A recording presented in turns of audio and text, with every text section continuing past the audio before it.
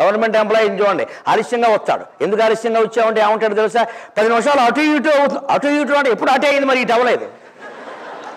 ఇదో పెద్ద లౌక్యం అండి మాట్లాడడం. అరగంట ఆలస్యంగా రావడమనో, ఎందుకు ఆలస్యంగా వచ్చామంటే 10 నిమిషాలు అటు ఇటు అవుతుందండి. అటు ఇటు అటే అయింది, మరి ఇటు అవ్వలేదు. మరి 10 గంటలకు రావాల్సిన వాడు ఎప్పుడు 10:30కు వస్తున్నాడు కానీ 9:30కి ఎప్పుడు రాలేదే. ఓసారి ఎప్పుడైనా 9:30కు వచ్చి అటు ఇటు అంటే ఒప్పుకో, ఎప్పుడు అటే.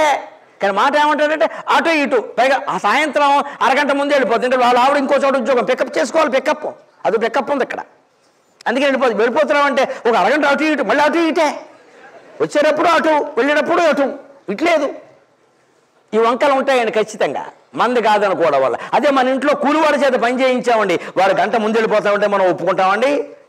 కూలివాళ్ళు అందరూ బాగా వెక్కిపోయారు ఇవాళ మాట్లాడతామే. మరి మన ఉద్యోగం లక్షల జీతాలు తీసుకుంటాం, మనం పని చేయొద్దా? మనం అరగంట ఆలస్యాన్ని అటు ఇటు అని మాట్లాడతాం. ఇక్కడ ఒక 100 రూపాయలు తక్కువ ఇస్తూ ఒప్పుకుంటాం జీతం మనం.